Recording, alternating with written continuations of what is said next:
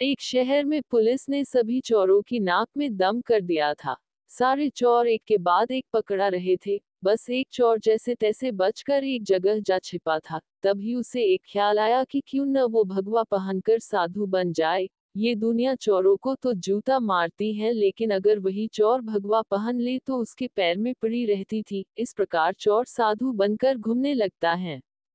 कुछ दिनों बाद पाखंडी साधु में एक कला थी कि वो बोलने में बहुत माहिर था। प्रवचन तो उसके बाएं हाथ का खेल था। इस कारण साधु की निकल पड़ती है। उसके बहुत से शिष्य बन जाते हैं।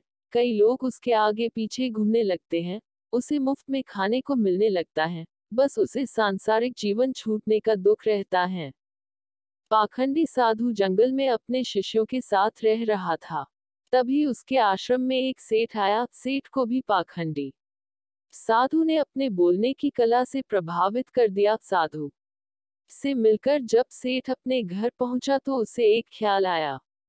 असल में सेठ को एक दुविधा थी। उसके पास बहुत सोना था जिसे चोरों के डर के कारण वो अपने घर में नहीं रख सकता था। उसने सोचा क्यों न ये सोना साधु के आश्रम में रख दिया जाए, क्योंकि साधु को कभी कोई मोह माया नहीं रहती। वो तो भगवान का रूप होते हैं। किसी को ऐसे देवता पर शक भी नहीं होगा कि उनके आश्रम में सोना गड़ा हुआ है। ऐसा सोचकर सेठ दूसरे दिन सोना लेकर पाखंडी साधु के आश्रम आता है और उससे पूरी बात बताता है। फिर क्या था, पाखंडी साधु का तो दिल गदगद हो गया। उसकी आंखें तो उस सोने की पोटली से हट ही नहीं रही थी। उस सेठ ने वो सोने की पोटली आश्रम के एक पेड़ के नीचे दबा दी और वहां से चला गया।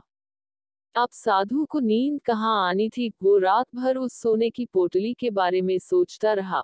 उसने सोचा अगर ये सोना मिल जाए तो जीवन तर जाएगा, सांसारिक सुख भी मिलेगा जो इस भगवा कपड़ों ने छीन लिया है।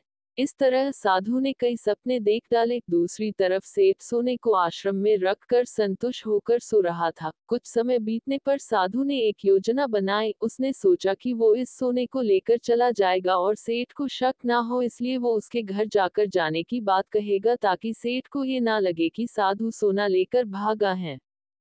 अगले दिन साधु सेठ के घर जाता है। सेठ के पास एक व्यापारी बैठ रहता है। साधु को आता देख सेठ खुशी से झूम जाता है और कई पकवान बनाकर खिलाता है। साधु सेठ को अपने जाने की बात कहता है। इस पर सेठ दुखी होकर उसे रोकता है, लेकिन साधु कहता है कि वो एक सन्यासी है, किसी एक जगह नहीं रह सकता, उसे कई लोगों को मार्गदर्शन देना है।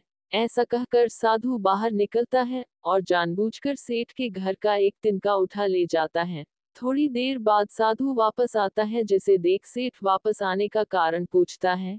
तब साधु कहता है कि आपके घर का यह एक तिनका मेरी धोती में लटक कर मेरे साथ जा रहा था, वही लौटाने आया हूँ। सेठ हाथ जोड़ कहता है इसकी क्या जरूरत थी। तब साधु कहता है इस संसार की किसी वस्तु पर साधु का कोई हक नहीं है। फिर अपनी बातों से वो सेठ को मोहित कर देता है और वहां से निकल जाता है। ये सब घटना सेठ के पास बैठा व्यापारी देखता है और सेठ से पूछता है कि कौन है ये साधु। तब सेठ उसे पूरी बात बताता है, जिसे सुनकर व्यापारी जोर जोर से हंसने लगता है। सेठ हंसने का कारण पूछता है। तब व्यापारी उसे कहता है तुम मूर्ख हो, वो पाखंडी तुम्हें लूट के ले गया। जिस पर सेठ कहता है कैसी बात करते हो, वो एक संत है, बहुत ज्ञानी है। व्यापारी कहता है अगर तुम्हें अपना सोना बचाना है तो उस जगह चलो जहां सोना दबाया था। सेठ उसे वहां लेकर जाता है और खुदाई करता है, लेकिन उसे कुछ नहीं मिलता। वो रोने लगता है। तब व्यापारी उसे कहता है रोने का वक्त नहीं है, जल्दी चलो, वो साधु दूर नहीं गया होगा। सेठ और व्यापारी पुलिस को बोलते हैं और पुलिस उस पाखंडी साधु को ढूंढ लेती है। तब सभी को पता चलता है कि वास्तव में यह कोई सिद्ध बाबा नहीं, एक चोर था जिसने अपनी बोलने की कला का इस्तेमाल कर कई लोगों को लूटा था। पुलिस से बचने के लिए भगवा पहन लिया था। सोना मिलने के बाद सेठ की जान में जान आती है। सेठ व्यापारी से पूछता है कि उसे कैसे पता चला कि यह साधु पाखंडी है। व्यापारी ने कहा वो साधु बार बार अपने आप की तारीफ कर रहा था। संत कितने महान होते हैं, बार बार यही दोहरा रहा था, जबकि जो सच मायने में संत होते हैं उन्हें इस बात को दोहराने की जरूरत नहीं पड़ती। इसलिए मित्र, आज के समय में जो भगवा पहनकर प्रवचन देते हैं वो सभी संत नहीं होते।